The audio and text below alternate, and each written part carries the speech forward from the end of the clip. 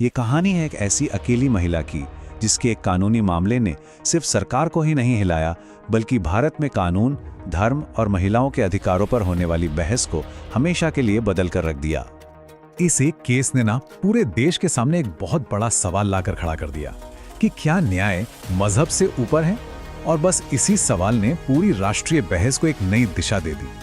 तो चलिए कहानी की शुरुआत करते हैं शाह बानो बेगम से। एक आम महिला जिनका गुजारे भत्ते के लिए शुरू हुआ एक छोटा सा निजी संघर्ष कब एक राष्ट्रीय मुद्दा बन गया, शायद उन्हें खुद भी इसका अंदाजा नहीं था। सोचिए, शाहबानो की जिंदगी 46 साल की शादी के बाद अचानक से पूरी तरह बदल गई।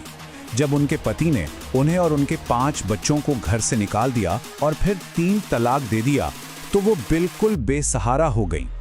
तो शाहबानो ने क्या किया? उन्होंने कानून का दरवाजा खटखटाया। उन्होंने सीआरपीसी की धारा 125 का सहारा लिया। अब ये एक सेक्युलर कानून है, मतलब ये धर्म की परवाह किए बिना हर नागरिक पर लागू होता है। ये कहता है कि पति को अपनी पत्नी को गुजारा भत्ता देना ही होगा अगर वो अपना खर्च नहीं उठा सकती। लेकिन उनका कानूनी सफर वो बिल्कुल भी आसान नहीं था। शुरुआत में तो अदालत ने सिर्फ 25 रुपए महीने का गुजारा भत्ता तय किया, जो उस जमाने में भी कुछ नहीं था।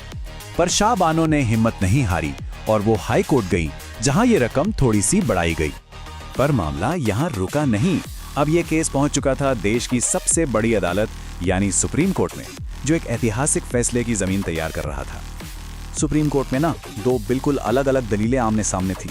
पति का तर्क था कि मुस्लिम पर्सनल लॉ के हिसाब से उनकी जिम्मेदारी सिर्फ इद्दत की अवधि यानी 90 दिनों तक ही है। वहीं अदालत का रुख साफ था कि धारा 125 एक सेक्युलर कानून है और ये हर नागरिक पर लागू होता है।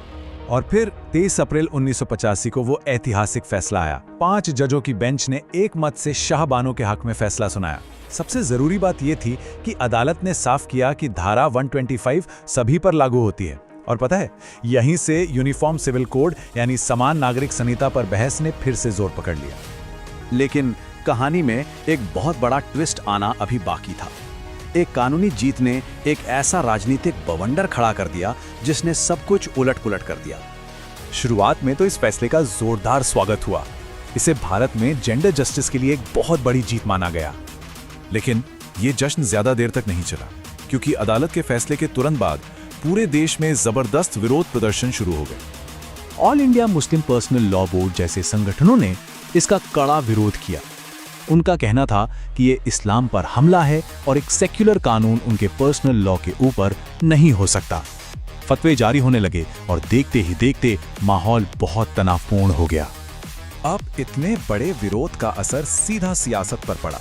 उस वक्त की राजीव गांधी सरकार पर जबरदस्त दबाव बना। सरकार को डर था कि कहीं उनका मुस्लिम वोट बैंक हाथ से ना निकल जाए। और इसी दबाव का नतीजा था ये नया कानून। 1986 में संसद ने एक नया एक्ट पास किया जिसने सुप्रीम कोर्ट के फैसले को पूरी तरह से पलट दिया। शाह बानो ने जो कानूनी लड़ाई जीती थी वो उनसे छीन ली गई। सरकार के इस एक फैसले के ना कुछ ऐसे दूरगामी असर हुए जिनके बारे में हम अक्सर बात नहीं करते। इसने एक ऐसी पॉलिटिकल चेन रिएक्शन शुरू कर दी जिसने देश की राजनीति की दिशा ही बदल दी। इसे आप एक पॉलिटिकल डोमिनो इफेक्ट की तरह समझ सकते हैं। पहला डोमिनो गिरा जब सरकार ने शाह बानो केस के फैसले को पलटने के लिए कानून बनाया। इस पर सरकार पर मुस्लिम तुष्टीकरण के आरोप लगे। अब इन आरोपों को बैलेंस करने के लिए सरकार ने दूसरा डोमिनो गिराया, बाबरी मस्जिद के ताले खुलवा दिए, और इस तरह शाह बानो का केस सीधे सीधे राम मंदिर बाबरी मस्जिद विवाद को हवा देने का एक बहुत बड़ा कारण बन गया।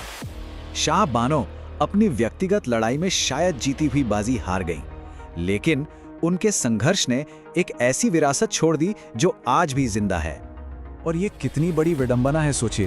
कानूनी लड़ाई जीतने के बाद भी शाह बानो की जिंदगी और मुश्किल हो गई।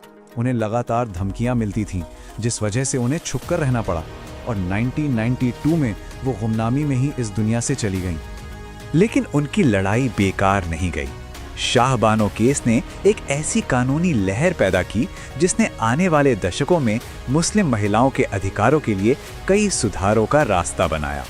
डैनियल लतीफी केस से लेकर शायरा बानो केस तक हर बड़े फैसले में कहीं ना कहीं शाह बानो के संघर्ष की गूंज सुनाई देती है।